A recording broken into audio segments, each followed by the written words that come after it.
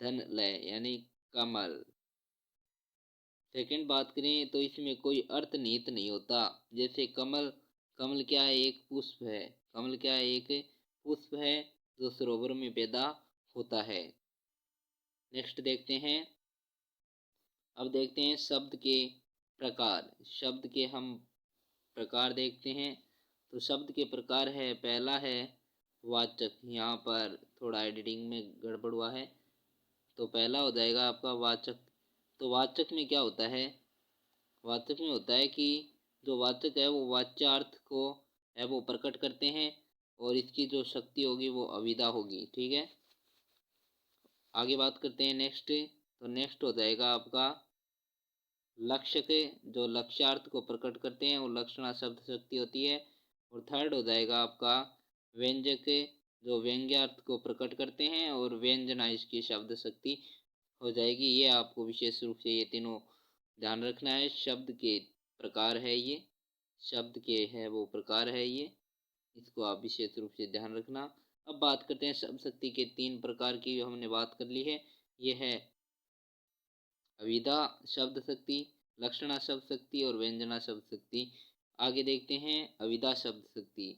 तो अविदा जो शब्द शक्ति है, अविदा शब्द शक्ति, उसकी बात करें तो ये क्या है कि लोक प्रसिद्ध और लोक शब्द कोश और साक्षात सांकेतिक अर्थ है। और जिसमें क्या होता है कि जो मुख्यार्थ होता है या वाच्यार्थ होता है उसको प्रकट करने वाली जो शक्ति होती है वो अविदा शब्द शक्ति है, वो कहलाती है। इसमें प्रथम या अग्रिम, इससे क्या है कि प्रथम या अग्रिमा भी है वो कहा जाता है। तो क्वेश्चन ऐसे भी आ सकता है कि प्रथमा या अग्रिमा शक्ति किसे कहा जाता है, तो आपका राइट आंसर हो जाएगा अविदा शब्द शक्ति को। आगे देखते हैं कि शब्द के प्रचलित मुख्य अर्थ का बोध कराती है शब्द अविदा शब्द शक्ति। और जिस शब्द को पढ़ते ही या सुनते ही उसके प्रचलित अर्थ की प्रतीति यानी उसके अर्थ का हमें बोध हो जाता है, वही शब्द शक्ति होती है या अविदा शब्द शक्ति होती है। जैसे गाय दूध देती है, तो यहाँ पर गाय है वो वाचक शब्द है, और इसका जो मुख्य अर्थ है वो एक गाय एक पशु है, इसलिए उसका एक मुख्य अर्थ है। आगे आपको ये भी ध्यान रखना है कि इसमें जो अविदा शब्द शक्ति है उसमें यमक अलंकारों का भी प्रयोग है वो देखने को मिलता है। इसमें यमक अलंकारों के उदाहरण भी आते हैं। आगे देखते हैं अविदा शब्द शक्ति के द्वारा तीन प्रकार के शब्दों के अर्थ का है वो बोध होता है। फर्स्ट है रूढ़ शब्द, यानी रूढ़ जो शब्द होते हैं, रूढ़ कौन से शब्द होते हैं जानते हैं कि वे शब्द जिनकी उत्पत्ति नहीं होती है, जैसे घोड़ा, घर, ये मूल शब्द है, इनकी उत्पत्ति है वो नहीं होती। यौगिक शब्द की बात करें, आगे है यौगिक रूढ़ की हमने बात कर ली है। यौगिक, तो यौगिक क्या है कि शब्द जिनकी उत्पत्ति, वे शब्द जिनकी उत्पत्ति प्रत्यय, समास या संधि से होती है। यानी जैसे विद्यालय, विद्याधन आलय, यानी इसमें क्या है, इसमें संधि हुई है। रमेश, इसमें भी संधि हुई है। तो ये क्या है, यौगिक शब्द है। आगे देखते हैं योग रूढ़। योग रूढ़ क्या है, योग रूढ़ तो यौगिक क्रिया से बने लेकिन निश्चित अर्थ में है वो रूढ़ हो गए हैं।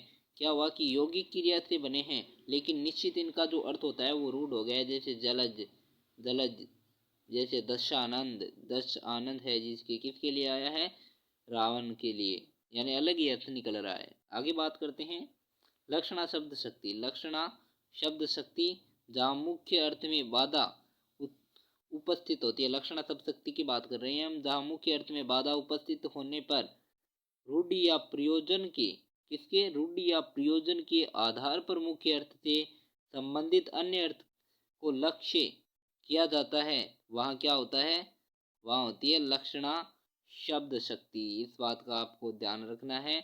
आगे देखते हैं कि जब शब्द के गुण, क्रिया या लक्षण के आधार पर अन्य दूसरा अर्थ निकाला जाए, वह मुख्य अर्थ से अलग विशेष अर्थ ग्रहण है वो किया जाता है। उदाहरण है इसका कि रवि शेर है, यानी शेर की उसको क्या है कि शेर के समान वो वीर है।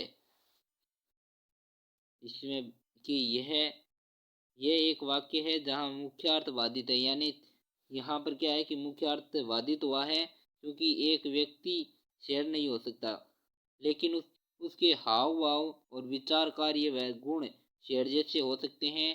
तो यहाँ लक्षणों के आधार पर रवि को है वो शेर के शेर की जो है वो विशेषता है वो बताई गई है। ठीक है, आगे देखते हैं। आगे है रूढ़ी। रूढ़ी क्या है? तो किसी बात को कहने की जो प्रथा होती है ना, वही रूढ़ी कहलाती है। किसी बात को कहने की प्रथा रूढ़ी कहलाती है, ये प्रसिद्ध होती है। और जैसे हम बात करें, 9-2-11 हो गया, 9-2-11 हो गया, ये एक मुहावरा है। इसका अर्थ भाग जाना है, भागने के लिए ये है। रूढ़ी प्रसिद्ध हो गया, यानी ये प्रसिद्ध हो गया है, इसलिए यहाँ पर रूढ़ी, यहाँ पर रूढ़ी हो गया है, ये प्रसिद्ध हो गया है। आगे देखते हैं प्रयोजन। तो प्रयोजन क्या है कि प्रयोजन से क्या अभिप्राय, अभिप्राय या मतलब है। जब हमारे, इसका क्या अर्थ है? अभिप्राय या मतलब। जब हमारे मन में कोई ऐसा अभिप्राय है जो प्रयुक्त शब्द से व्यक्त नहीं हो रहा है, तब हम दूसरा शब्द प्रयोग कर अपना अभिप्राय प्रकट करते हैं कि तुम मूर्ख हो। लेकिन हम कह हम है वो कहते हैं कि तुम गधे हो, यानी मूर्ख की जगह हमने गधे को रखा, यानी गधे का, मूर्ख का हमने है वो गधे से है वो, इसका है वो मूर्ख बताया गया है। उसका प्रयोजन है वो गधे का जो अर्थ है वो वहाँ यहाँ पर रखने का प्रयोजन होता है कि वो एक मूर्ख है। यहाँ गधे शब्द का प्रयोग मूर्ख बताने के प्रयोजन से किया गया है, हमने बात कर ली है। आगे देखते हैं लक्षणा के भेद। लक्षणा के दो भेद है। रूढ़ा लक्षणा, जहाँ रूढ़ के कारण मुख्यार्थ में मुख्यार्थ से भिन्न भिन्न लक्ष्यार्थ का बोध हो, वहाँ रूढ़ा लक्षणा होती है। जैसे राजा हरिश्चंद्र सत्यवादी थे, एक प्रचलित रूढ़ी है। आप आप तो राजा हरिश्चंद्र हो, यानी इसका लक्ष्यार्थ है कि आप हरिश्चंद्र के समान सत्यवादी हैं। उदाहरण आगे देखते हैं। आगे उदाहरण है कि आगी बढ़ वागरी ते बड़ी है आणी पेट की, यानी इसका क्या मतलब है कि इसका मुख्य अर्थ है वो समुद्र में लगने वाली आग से बड़ी पेट है वो पेट की आग होती है, यानी मुख्य अर्थ में बाधा हुई है, क्योंकि पेट की आग है वो, क्योंकि जो पेट की जो आग होती है ना, पेट की आग को है वो कहा गया है, पेट की आग को यहाँ पर है वो लक्ष्य करके कहा गया है। और तीव्र भूख के लिए पेट की आग लगना, ये एक रूढ़ी है, कहना एक रूढ़ी है। आगे देखते हैं प्रयोजनवती लक्षणा। प्रयोजनवती लक्षणा की बात करें तो जहाँ प्रयोजन के कारण मुख्य अर्थ में है वो भिन्न लक्ष्यार्थ का बोध हो, वहाँ प्रयोजनावती लक्षणा होती है। उदाहरण के लिए शिवाजी सिंह है, यानी यहाँ हम शिवाजी के लिए मुख्य अर्थ समझे कि वे सिंह है, यानी वे शेर के समान है, सिंह के समान है, अर्थात एक पशु है। तो मुख्य अर्थ में बाधा उत्पन्न होगी। यहाँ सिंह शब्द का प्रयोग किसी विशेष प्रयोजन से है वो किया गया है। शिवाजी को वीर बताने के प्रयोजन से सिंह कहा गया है। सिंह शब्द वीर शब्द का लक्ष्य अर्थ है। व्यंजना शब्द शक्ति देखते हैं। तो व्यंजना शब्द शक्ति, तो अविदा व लक्षणा के असमर्थ, यानी उसके न होने हो असमर्थ हो जाने पर जिस शक्ति के माध्यम से शब्द का अर्थबोध हो उसे व्यंजना कहते हैं। इसकी परिभाषा देखें तो शब्द के जिस व्यापार से मुख्य और लक्ष्य अर्थ से भिन्न अर्थ की प्रतीति हो उसे व्यंजना शब्द शक्ति है वो कहते हैं। व्यंजना शब्द शक्ति शब्द के मुख्यार्थ और लक्ष्यार्थ को पीछे छोड़ती हुई उसके मूल में छिपे हुए अकथित जो अर्थ होता है उसको प्रकाशित करती है, यानी उसको पब्लिश है वो करती है।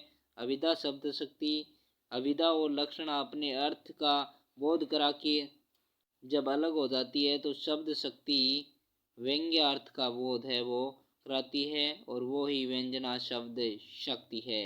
आगे देखते हैं कि न मुख्यार्थ हो न लक्ष्यार्थ हो, लक्ष्यार्थ से बल्कि कथन के से अर्थात यहाँ वाक्य तो साधारण होता है, लेकिन उसका जो प्रत्येक पाठक अथवा श्रोता के लिए अपना अपना अर्थ है वो होता है।